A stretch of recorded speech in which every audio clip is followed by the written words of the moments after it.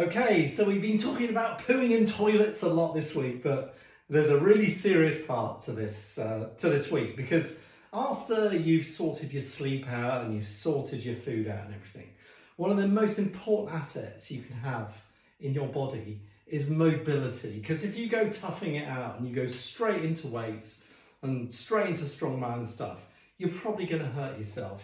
So mobility is really, really key for your future healthy self. And one of the core things you can do, as you probably gathered from my posts, is to be able to do the squat really well. And I'm going to show you 4 progressions now. So I think instinctively we know what it is to squat, because we did it as kids in the playground, sort of mucking around in the playground, playing in the sandpit and all that sort of stuff. But just to show you definitely what it is, an air squat, okay, so no weight involved, we're talking about an air squat, is literally just lowering yourself down, flat-footed, arms out if you need it for a counterbalance, drop yourself down until your hip crease here is below your knee crease here, okay? Good old air squat. And if you're able to do that, get on and do lots of them. And if you're fully confident, flexible and strong, you can always upgrade to a good old goblet squat or the equivalent. So get yourself some weight and do exactly the same thing. Lower yourself down, up and down. And I know a few of you have done squat challenges, so good on you. Now, if you've got mobility issues and you're not super comfortable, the one complaint normally is I can't get low enough because I'm not strong enough. So obviously just lowering yourself to a point is perfectly acceptable. Just try and keep your spine neutral and keep yourself reasonably upright too. The other thing is flexibility around the ankles and the feet. If this is an issue, get yourself some sort of very small platform. I'm lucky enough to have a weight plate here, but you could use a book and lift your heels up. It helps hugely and decreases the workload, and you'll see I can just drop myself so easily that way. Whereas if I haven't got it, obviously I can thankfully do it pretty well myself, but it's more effort, okay?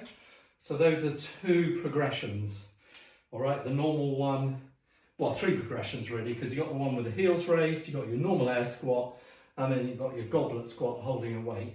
If you want to advance on this at all, get yourself a broomstick, hold it up overhead, probably with a nice wide grip.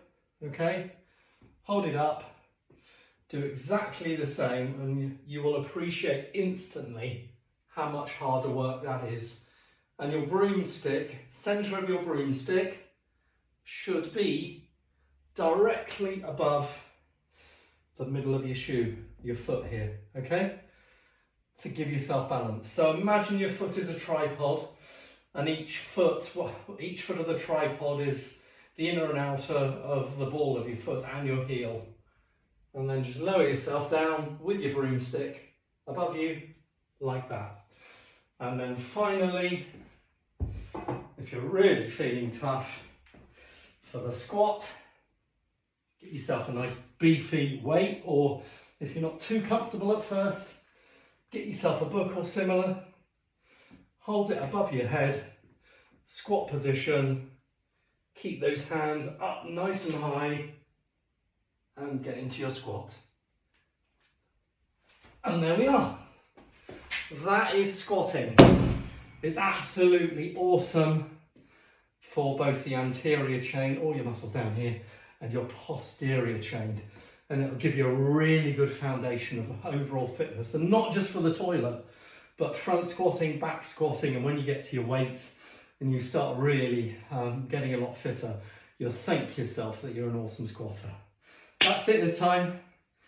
Nice to chat to you. Stay strong.